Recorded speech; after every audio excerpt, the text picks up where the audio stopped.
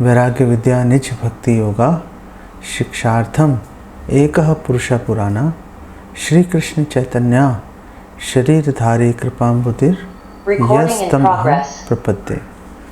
श्री कृष्ण चैतन्य प्रभु नित्यानंद श्री अद्वैत गदाधर शिवासदि गौर भक्त वृंदा। हरे कृष्ण कृष्ण कृष्ण हरे हरे, हरे राम राम राम हरे हरे। सो आज हम लोग श्रीमद् भागवतम चौथा स्कंद 19वें अध्याय के श्लोक संख्या 5 से 33 तक हम चर्चा करेंगे। इतना महत्वपूर्ण विषय है कि इस विषय पर कई दिन तक जो है चर्चा की जा सकती है। तो आप लोग प्लीज़ इसको ध्यान से सुनने की कोशिश कीजिएगा। मैं प्रयास करूँगा इसको बहुत ही संक्षेप में आपको बताने के लिए। तो बात ये चल रही है कि महाराज पृथु के राज्य में सब लोग संतुष्ट हो गए, राजी खुशी से रहना शुरू हो गया। अब महाराज पृथु ने जो 100 अश्वमेध यज्ञ करने का उन्होंने मन में विचार आया। और ये जो 100 अश्वमेध यज्ञ जो है, केवल इस संसार में इंद्र ही ऐसे व्यक्ति हैं जिन्होंने 100 अश्वमेध यज्ञ जिन्होंने कर रखे हैं। इसीलिए उनका नाम है शतक्रतु, 100 यज्ञ करने वाले। तो महाराज पृथु सभी जितने भी ब्राह्मण पुरोहित प्रजा सबको लेके सरस्वती जी के किनारे आ गए और उन्होंने वो यज्ञ वहाँ पे करना आरंभ किया। और जो यज्ञ का घोड़ा जो है वहाँ पे बंधा हुआ था और करते करते करते करते 99 यज्ञ जो हैं वो निर्विघ्न संपन्न हो गए। 99 बहुत बड़ी बात है, बहुत बड़ी बात है। कितनी बड़ी बात है? इतनी बड़ी बात है कि युधिष्ठिर महाराज ने एक अश्वमेध यज्ञ किया था, एक राजसूय यज्ञ किया था। यहाँ पे महाराज पृथु ने 99 संपन्न कर लिए। और यहाँ पे बताया जा रहा है कि साक्षात स्वयं भगवान विष्णु, भगवान नारायण वहाँ पे विराजमान थे। और सिद्ध चारण गंधर्व दत्त जो है वो एक्चुअली में दत्तात्रेय हैं, अत्रि ऋषि और अनुसुया के पुत्र, वो भी भगवान विष्णु के अवतार हैं। 4 कुमार इत्यादि, जो भगवान कपिल भी वहाँ पर उपस्थित थे। जिसका नाम लोगे सब वहाँ उपस्थित थे। सब भगवान विष्णु को जो है प्रणाम कर रहे थे, उनकी स्तुति कर रहे थे। तो बात यहाँ पे ये सिद्ध होती है कि कोई भी कार्य करने का जो प्रयोजन है, कोई भी कार्य करने का प्रयोजन वो भगवान का महिमा मंडन, भगवान की स्तुति, भगवान का यश बढ़ाने के हेतु करना चाहिए। ये एक बड़ी महत्वपूर्ण बात है। जो भी कार्य करेंगे वो अगर उसका उद्देश्य भगवान का यश बढ़ाना अगर नहीं है तो विफल है वो कार्य, व्यर्थ है, बेकार है, नहीं करना चाहिए। 99 जब पूरे हो गए जो यज्ञ हैं, तो इंद्र को बहुत टेंशन हो गया। सब लोग संतुष्ट हैं। पृथ्वी देवी ने दोबारा से जो है, पृथ्वी देवी ने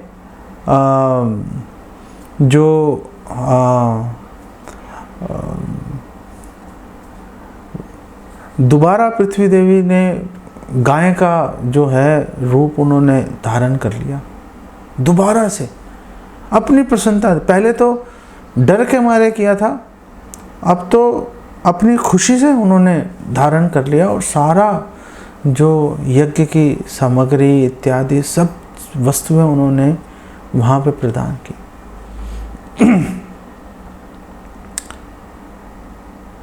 गायें जो है विपुल मात्रा में दूध दे रही थी, खनिज पदार्थ इत्यादि पर्वतों से आ रहे थे, समुद्र से हीरे मोती इत्यादि आ रहे थे। प्रभुपाद बोलते हैं कि समुद्र से जो शूद्र हैं वही निकालते हैं मछलियाँ, जो जिनकी चेतना ऊंची है वो समुद्र से मछली नहीं पकड़ते। आप टनों के टन मछलियाँ निकाल लो, एक मोती मिल जाएगा, वो सब एक तरफ, और मोती की कीमत ज़्यादा है। तो जो समझदार व्यक्ति है वो जो कीमती वस्तु है उसके पीछे जाएगा। वो चारों तरफ हर्ष उल्लास का वातावरण था बेसिकली। तो जो यज्ञ चल रहा है, देवी देवता इत्यादि सब लोग वहाँ पर मौजूद हैं, और केवल इंद्र को जो है परेशानी हो रही है। इंद्र ये सोच रहे हैं कि भाई कैसे जो है भगवान इंद्र, बिल्कुल शुरू में दूसरे श्लोक में बोला है भगवान इंद्र, कि इंद्र जो भगवान विष्णु के समान ही पावरफुल ताकतवर है, ऐसे इंद्र को जो है उनके मन में टेंशन हो गई, और उन्होंने बोला कि उन्होंने मन में विचार किया कि ये तो जो शतक्रतु का जो भार है, ये जो टाइटल है, ये तो उपाधि जो है ये सिर्फ मेरे लिए है। ये अगर ये 100वां जो है यज्ञ संपन्न हो गया तो फिर तो ये जो उपाधि है केवल इंद्र के निमित्त नहीं रहेगी। फिर तो ये आप बोलोगे कि ये तो भाई पृथ्वी लोक पे भी कोई भी कर लेता है भाई, तो फिर आपकी क्या खासियत है। हालांकि यहाँ पर जैसे 10वें श्लोक में 11वें श्लोक में बताया गया कि इंद्र के हृदय में ईर्ष्या आ गई थी, इंद्र के हृदय में ईर्ष्या आ गई थी। लेकिन मध्वाचार्य इस विषय में बोलते हैं कि देखो भगवान इंद्र बोलने का तात्पर्य यही है कि, और शुरू में ये बोला कि इंद्र से सहन नहीं हुआ, ये नहीं बोल रखा कि इंद्र के हृदय में ईर्ष्या आ गई थी, जो शुरू का श्लोक है 19वें अध्याय के। तो मध्वाचार्य जी बोल रहे हैं कि जो इंद्र है एक्चुअली में वेदों का वाक्य है कि केवल इंद्र ही शतक्रतु है। तो अगर महाराज पृथु भी 100 यज्ञ कर लेते अश्वमेध तो वेदों का वाक्य झूठा हो जाता। वेदों के वाक्यों की रक्षा करने के लिए, क्योंकि एक वाक्य झूठा हो गया तो सब पे क्वेश्चन खड़ा हो जाएगा। तो इंद्र ने वेदों के वचनों की रक्षा करने के लिए जो है ये आडंबर किया उन्होंने। मध्वाचार्य जी ऐसा इसको एक्सप्लेन कर रहे हैं। श्रील प्रभुपाद कह रहे हैं कि लोगों के हृदय में जो भौतिक जगत है उनके हृदय में असूया जो ईर्ष्या है वो छूट ही नहीं सकती। हृदय में हमेशा ईर्ष्या बनी रहेगी। ईर्ष्या से छुटकारा, काम वासना, ईर्ष्या, इनसे छुटकारा पाने का केवल एक ही रास्ता है कि शुद्ध भक्ति के मार्ग पर चला जाए। उसके अतिरिक्त कोई व्यक्ति ये सोचे कि हम लोग ईर्ष्या से, हम लोग काम वासना पे विजय प्राप्त कर लेंगे, संभव नहीं है, संभव नहीं है। कोई ऐसा उदाहरण नहीं है। लेकिन मध्वाचार्य जी कह रहे हैं कि उन्होंने वेदों के वचनों की रक्षा के लिए ऐसा किया। और ये पहली बार नहीं है। अच्छा, एक बात और आपको बता दूं कि जो यज्ञ के लिए जब दीक्षित होते थे यज्ञ संपन्न करने के लिए कि हाँ जी हम यज्ञ करने वाले हैं, तो फिर यज्ञ करने की सारी तैयारियां की जाती थी। सारी तैयारियों के अंदर दुनिया भर की तैयारियां हैं, लेकिन जो जजमान है, जैसे यहाँ पर महाराज पृथु हैं, उनसे ये अपेक्षा की जाती थी कि वो जो यज्ञ कर रहे हैं महाराज पृथु, वो क्रोध इत्यादि कोई भी जो अवगुण है उनका कभी अवलंबन, उनका कभी सहारा नहीं लेंगे, कम से कम इस यज्ञ संपन्न करने के दौरान। अगर यज्ञ के दौरान, अगर यज्ञ करते समय अगर किसी भी कारण से क्रोध आ गया तो यज्ञ बेसिकली विफल हो जाएगा, क्योंकि पूरा ध्यान जो है वो भगवान की प्रसन्नता के ऊपर टिका होना चाहिए। जिसका ध्यान पूरी तरह भगवान की प्रसन्नता पर टिकेगा, वो कभी भी, उसका मन कभी विचलित नहीं होगा, कभी उसके मन में क्रोध की भावना नहीं आएगी। इंद्र ने कई बार ऐसा किया, जैसे गौतम ऋषि हैं, गौतम ऋषि ने बहुत ही भारी तपस्या की, तो इंद्र के मन में ये विचार आ गया कि इनकी तपस्या से देवलोक में कुछ प्रॉब्लम ना हो जाए। तो उन्होंने क्रोध दिलाने के लिए अहिल्या का पतिव्रत धर्म उन्होंने भंग कर दिया और उनको क्रोध आ गया गौतम ऋषि को। गौतम ऋषि ने बोला अहिल्या को, तू पत्थर बन जा भाई, अब हजारों वर्ष तक पत्थर बनी रहे, जब भगवान राम के दर्शन होंगे तो तेरा कल्याण होगा, तब तू अदृश्य अवस्था में दिखाई भी नहीं देगी किसी को, अदृश्य अवस्था में बस पड़ी रहा पत्थर बन के। और वाल्मीकि रामायण में ऐसा वर्णन आ रहा है कि भगवान राम के दर्शन किए जब विश्वामित्र जी के साथ जा रहे थे महाराज जनक के पास, तो जो मैथिली है वहाँ मिथिला पहुँचने से पहले जो है उन्होंने जहाँ पे पड़ाव डाला, तो वो पड़ाव ये गौतम ऋषि का आश्रम ही था। तो जैसे ही अहिल्या देवी ने दर्शन किए, भगवान राम के तुरंत सबको दिखाई भी देना शुरू हो गई और श्राप से भी मुक्त हो गए। तो कई लोग कहते हैं कि भगवान राम ने उनको अपने चरणों से स्पर्श किया था, लेकिन वाल्मीकि जी ऐसा नहीं कहते। वाल्मीकि जी तो कह रहे हैं कि भगवान राम और लक्ष्मण जी ने उनके पैर छुए थे। और फिर जैसे ही वो शाप मुक्त हुए, तुरंत गौतम ऋषि भी वहाँ पर जो है पहुँच गए और उन्होंने भगवान राम और लक्ष्मण जी की बहुत उन्होंने सत्कार, पूजा, स्तुतियाँ इत्यादि की और फिर वो आगे बढ़े। तो लेकिन कहने का भाव ये है कि इंद्र ने जो है उनको क्रोध दिला दिया गौतम ऋषि को, और क्रोध के कारण जो उनकी तपस्या थी सारी भंग हो गई, जितनी भी तपस्या थी। और गौतम ऋषि ने अहिल्या को तो बोल दिया था पत्थर बन जावे अदृश्य, और इंद्र को नपुंसक बना दिया।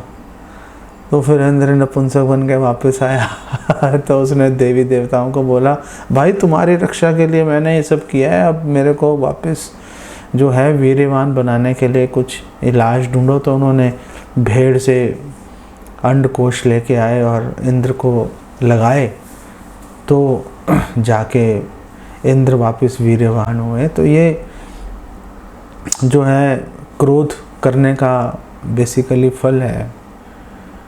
ऐसी विश्वामित्र जी का भी रामायण में हमें उदाहरण मिलता है कि विश्वामित्र जी भी यज्ञ कर रहे हैं और यज्ञ में जो रावण के सिपाही थे मारीच और सुबाहु, वो यज्ञ में बार बार परेशानी खड़ी कर रहे थे।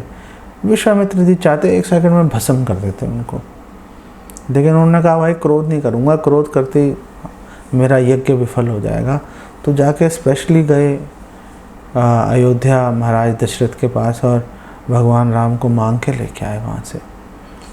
तो जो क्रोध है और भगवान कृष्ण भगवद गीता में कह भी रहे हैं कि जो क्रोध है उससे दिमाग भ्रष्ट हो जाता है और कुछ सोचने समझने की शक्ति नहीं रहती, तो नाश हो जाता है जिसके हृदय में क्रोध आ जाए।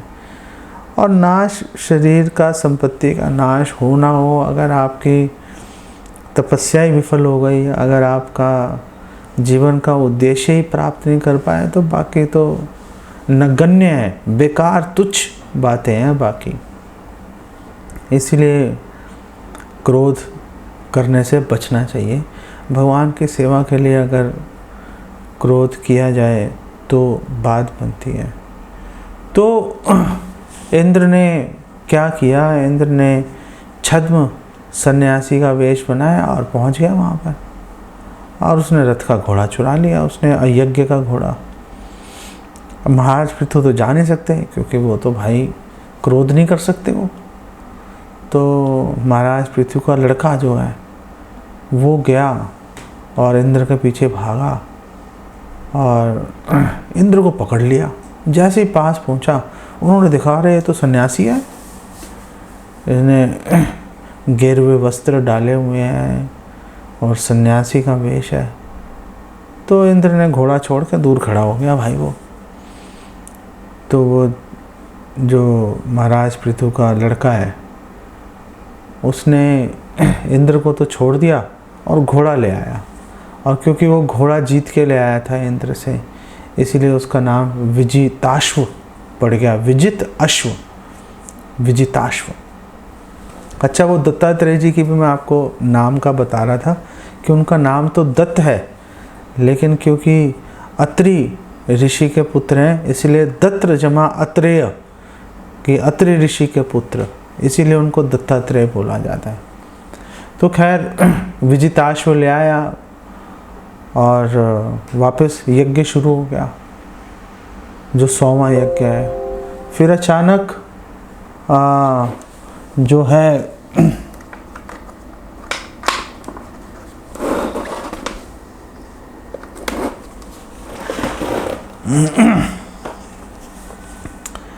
अचानक वापस जो इंद्र है वापस पहुंच गया। उसने चारों तरफ अंधकार फैला दिया उसने, इंद्र ने, और फिर घोड़ा चुरा लिया। महाराज पृथु का लड़का फिर वापस भागा उसके पीछे। तो वापस भागा और उसको देखा तो उसने कपाल इत्यादि हाथ में पकड़ा हुआ था। इंद्र ने अनेक प्रकार के छद्म वेश उसने बेसिकली बनाए इंद्र ने। तो वो छद्म वेश बनाए, वो वापस घोड़ा उनसे छीन के वापस ले आया। तो बार बार समस्या आ रही थी, तो महाराज पृथु को क्रोध आना शुरू हो गया, गुस्से में आने वाले थे वो। तो जितने भी वहाँ पे पूजा जो पुरोहित हैं, पुजारी हैं, उन्होंने बोला कि अरे आप क्रोध मत कीजिए, आप मत मारिए उसको, हम अभी मंत्र पढ़ेंगे और मंत्रों से इसको इंद्र को खींच के यहाँ पे ले आएंगे, यज्ञ की अग्नि में इसको छोड़ देंगे, ख़त्म हो जाएगा ये, आप टेंशन मत लो, आप टेंशन मत लो। तो महाराज पृथु ने बोला ओके फाइन, जैसा आपको ठीक लगता है। ये जो मंत्रों की शक्ति है ये एक्चुअली में, और ये भौतिक मंत्र है, ये भौतिक मंत्र है। महाराज परीक्षित के जो पुत्र हैं जन्मेजय, उन्होंने भी अपने पिता के मृत्यु के बाद उन्होंने भी एक यज्ञ का ऐसे ही आयोजन किया था, और उसमें जो पुरोहित थे ऐसे मंत्र पढ़ रहे थे कि सारे सांप अपने आप आके उसके अंदर गिरेंगे और मर जाएंगे यज्ञ की अग्नि के अंदर, और फाइनली तक्षक को भी खींच के लाएंगे, वो भी मरेगा। करोड़ों सांप यज्ञ की अग्नि में भस्म हो गए जल के, करोड़ों सांप। तो फिर उनको समझाया बुझाया गया कि आप ऐसे ही निरीह इतने जो सांप हैं उनको क्यों मारे जा रहे हो बेवजह। जैसे महाराज ध्रुव को स्वयंभू मनु ने बोला था, अरे भाई एक यक्ष ने अपराध किया था, सभी को मारे जा रहे हो तुम, छोड़ो भाई, छोड़ो इसको, रहने दो। समुद्र मंथन के समय भी जब भगवान की जो मोहिनी अवतार हैं उनकी दया से वो शक्तिशाली हो गए अमृत पी के, तो असुरों को, दैत्यों को मार रहे थे, तो फिर भी उनको रोका रहे, भाई क्यों फालतू में मार रहे हो, तुम्हारा काम हो गया, अमृत मिल गया, जाओ पियो, अपना मौज करो, जाओ अपना स्वर्ग लोगों का भोग करो। सभी दैत्यों को ऐसे बिना वजह मारने की क्या आवश्यकता है। तो बहुत सोच समझ के जो है व्यवहार, मतलब अगर ताकत भी है तो भी सोच समझ के व्यवहार करना चाहिए। ये सीख हमारे शास्त्रों में जगह जगह पर दी गई है। तो मंत्रों की शक्ति की बात कर रहे थे हम कि इतनी पावरफुल मंत्र जो हैं कि दूर से खींच के लेके आएंगे और भस्म कर देंगे। ये भौतिक मंत्र है। अगर भौतिक मंत्रों में इतनी ताकत है तो आप सोचिए हरे कृष्ण मंत्र में कितनी ताकत होगी, जो कि पूर्णतः आध्यात्मिक है। नित्य मुक्तो पूर्ण शुद्धो अभिन्नत्वान नाम नामिनो, भगवान से अभिन्न है, पूरी तरह से मुक्त है, शुद्ध है। अगर इस मंत्र का अगर हम सावधानी पूर्वक जप करेंगे तो इससे तो पता नहीं क्या ही इससे प्राप्त हो सकता है। इस बारे में हमें विचार करना चाहिए। तो उन्होंने जब वो करना शुरू किया, अब एक यज्ञ तो चल रहा था, अश्वमेध यज्ञ, उसके अंदर अब एक दूसरा यज्ञ शुरू हो गया कि अब मंत्रों से इंद्र को खींच के लाएंगे और उसको यज्ञ की अग्नि में भस्म करेंगे।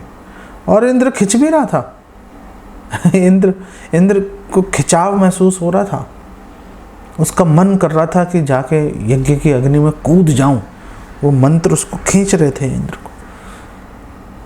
तभी ब्रह्मा जी वहाँ पर प्रकट हो गए और ब्रह्मा जी ने बोला, ये बंद करो ये यज्ञ, ये जो आप कुयज्ञ कर रहे हो, जो ये गलत आप यज्ञ कर रहे हो, इसको बंद करो आप।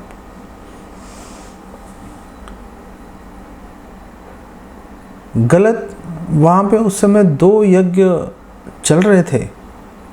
एक यज्ञ तो पूरी तरह से गलत था ही कि इंद्र को खींच के मारने का जो उद्देश्य है, ऐसे उद्देश्य वाला यज्ञ कैसे उसको हम सात्विक या कैसे भगवान की प्रसन्नता वाला यज्ञ मान सकते हैं। लेकिन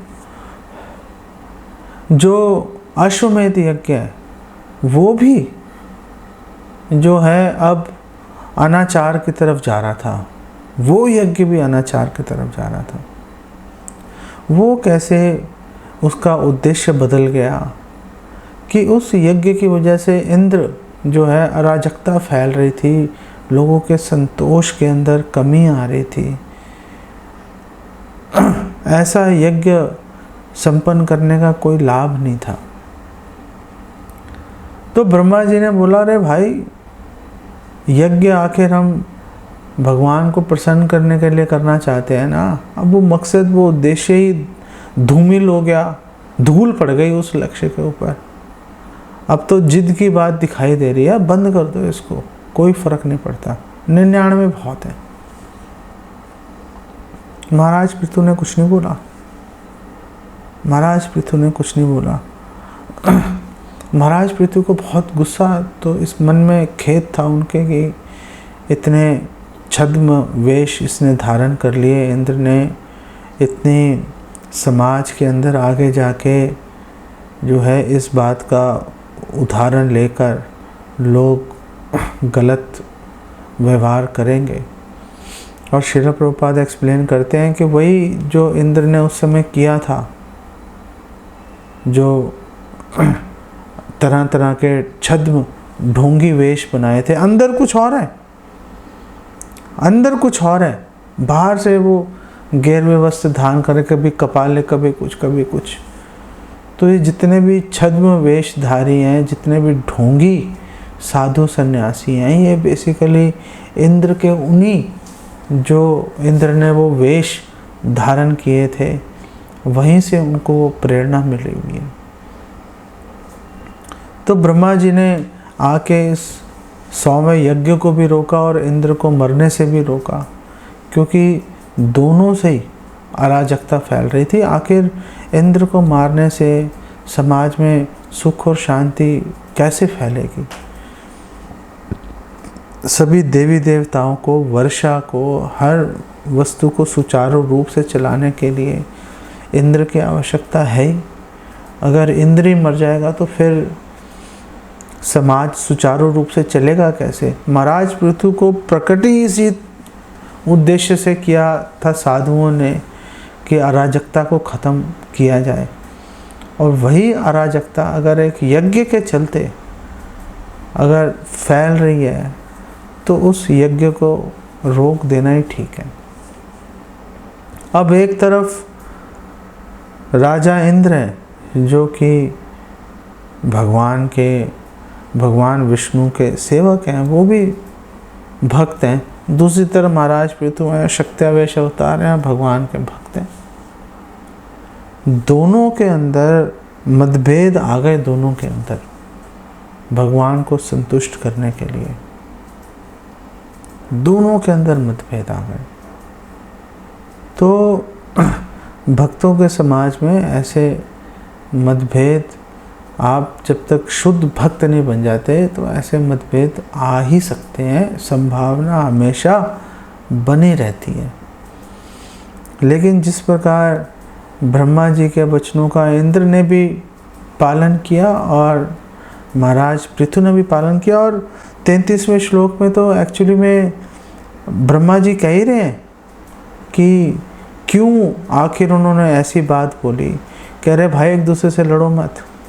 बहुत ही उन्होंने वो महत्वपूर्ण श्लोक बोला उन्होंने, और उन्होंने कहा ब्रह्मा जी ने कहा अरे भाई आप आपस में लड़ कैसे सकते हो?